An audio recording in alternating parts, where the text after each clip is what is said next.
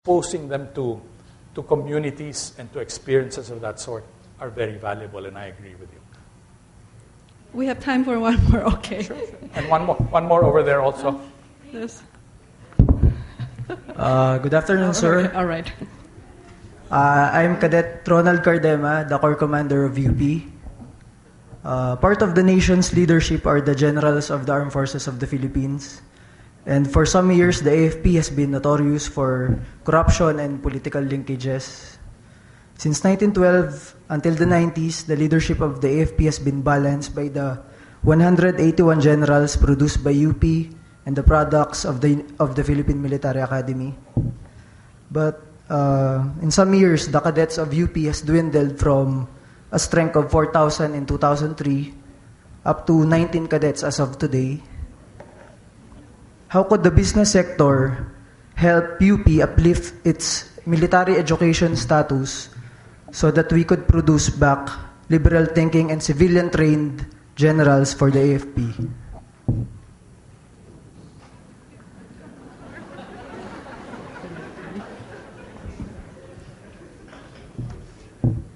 You know, I have to admit, I don't know.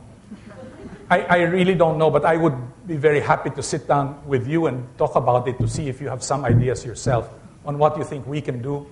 I agree with you that if we are interested in uplifting our society and if we are interested in doing something about corruption, I guess the military establishment should be one of the areas that we should certainly focus on and try to do something about.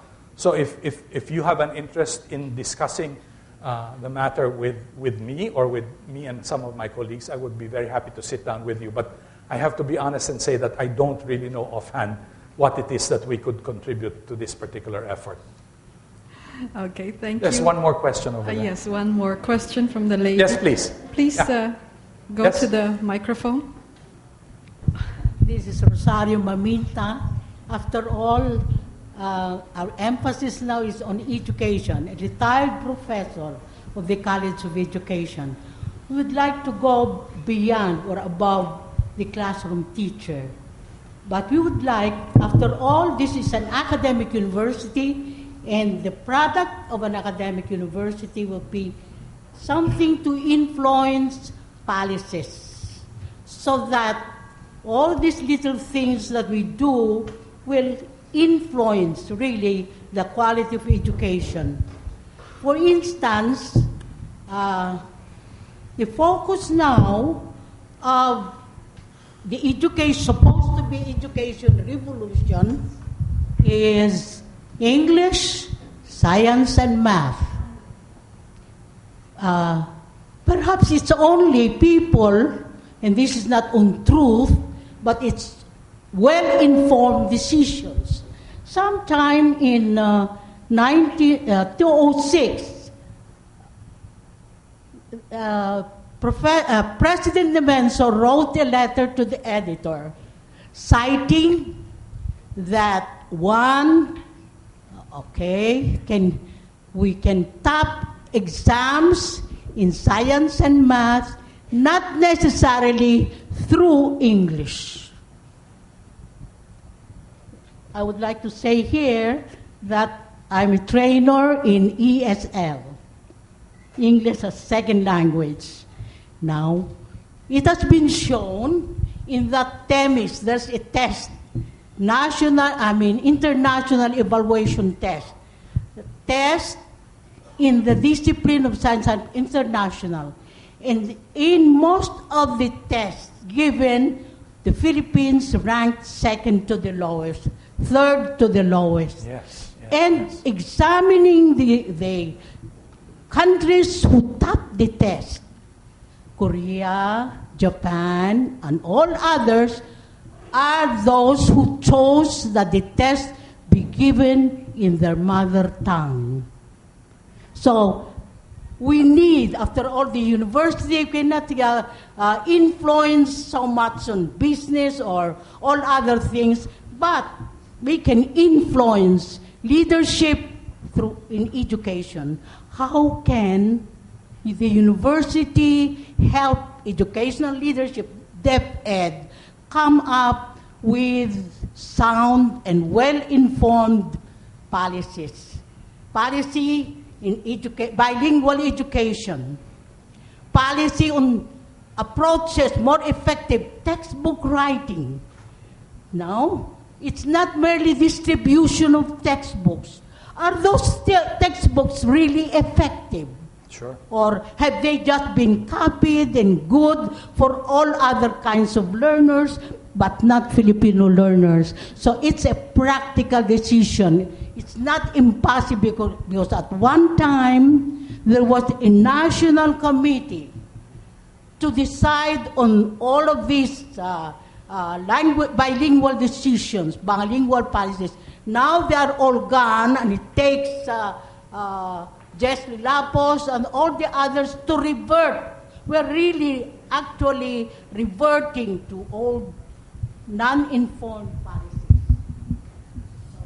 How can the president of the university be a member of policy-making bodies?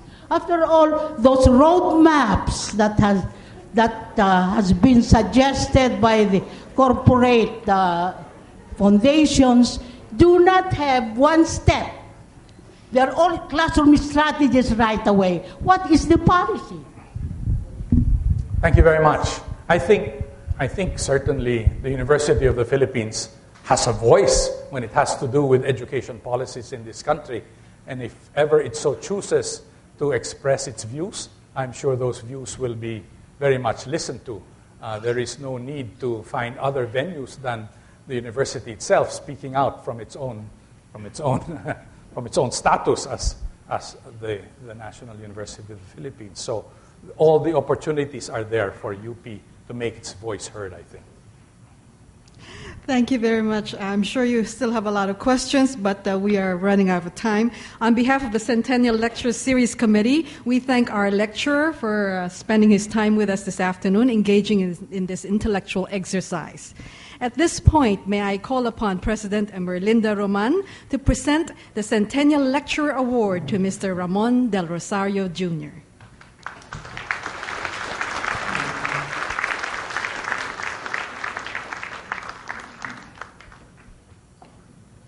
I'd like to thank Mr. Ramon Del Rosario, Jr. for that very, very interesting lecture, one of the best that I have heard among the 11 that have so far been delivered. I would like to inform Mr. Del Rosario and the audience that beyond these lectures, a total of 29 in all, which will be held until December, we are going to hold a general conference which will involve not just the faculty but other sectors in the university, including the alumni and the students. And that's where we will tackle the hard questions about the role of the university as a national university. Already, I think it was Dr. Albarracin who suggested that it is time that we really sit down and find out how do we really build character among the students beyond coming up with fancy course outlines and coming up with all those assignments using information technology. How do we actually build character among our students? And how do we develop in them a sense of country, a love for country so that they will serve this country? These are very difficult questions, and these are questions that cannot be answered by, as I said, by, complete course outlines and giving, exams. So these are the hard questions that we will tackle as one big community of scholars. The university has grown so big. We used to be just one community of scholars. Now we are several communities of scholars. And sadly, these communities do not communicate regularly with one another. And maybe that is the reason why we do not come across as a big force at this time. So there are many things that we have to do for the next century, and we are going to take off from all the lectures that will be delivered, all the 29 lectures that have been and will be delivered, because we would not want to just say that, hey, we had a Centennial Lecture Series and then that's it. we have to be able to use these lectures so that we will know where our weaknesses are and fill in the gaps and come up with a blueprint for the next century of UP. So, I think there is a trigger in the lecture that we should go beyond analysis and go beyond criticizing. We should take action. We should work together. I sort of heard that, PB Ed would be happy to have UP as part of the group. Maybe we can talk about it and see how we can be more actively involved. I think we should go beyond analysis, go beyond criticisms, and be more active. There is only one country that we have, and so we have to make this a better Philippines. Thank you very much again, Mr. Del Rosario. We are honored that you accepted our invitation. You are our Centennial Fellow, and so I would like to present this certificate to you. Thank you. Thank you very much. Okay, so we will see you in the... Oh, by the way, we are going to have a lecture, The State of Philippine Education. This will be convened by Dr. Cynthia Rose Bautista of our College of Social Sciences and Philosophy, and she has invited academics from other universities to participate in that lecture. So that is going to be another interesting lecture that we will have. Thank you. Thank you. May I thank you. Thank you very much for the opportunity. It's been a distinct honor. And you have given me a very generous centennial check, which I will be very happy to donate to Philippine Business for Education. Thank you, President Roman. Thank you very much, sir. It's been a real pleasure. We would like to thank the audience here in Diliman as well as those in the regional campuses. Thank you for joining us today, and we hope to see you again in our next lecture series. Do not forget, mark it in your calendar, June 19, 2008, here at 2 o'clock in this same auditorium. Our lecturer will be Dr. Cecilia Florencio, University Professor Emeritus and Centennial Fellow. Her lecture is titled UP Naming Mahal, Isang Komunidad ng Scholars. Please rise for the UP Naming Mahal.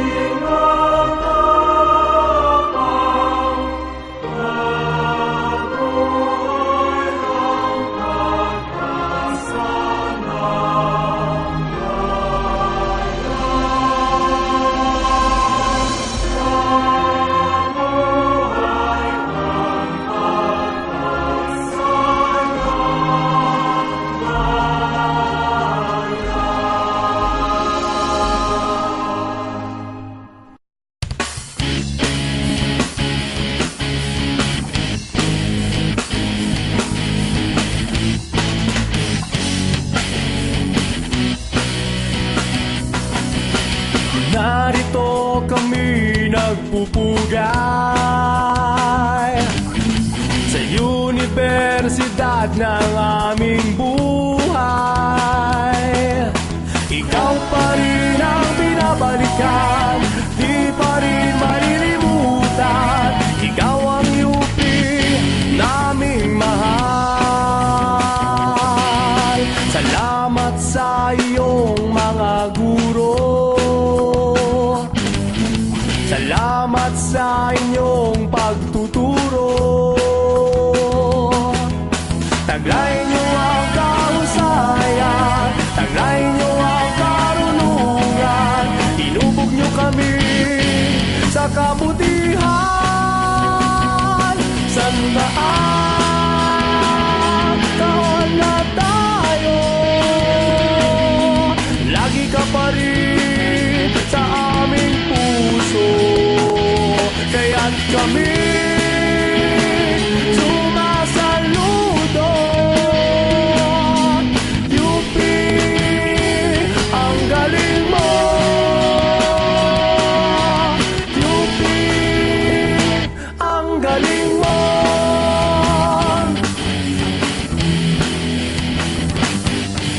Wala nang iba pang maihahambing sa talino mo at angking galing. Daanin man sa siyensya, high-tech man o kahit ano pa, ikaw UP ang nangunguna. Sa iyong mga dugo ang kasaysayan, dumaloy sa pagunlad ng ating bayan.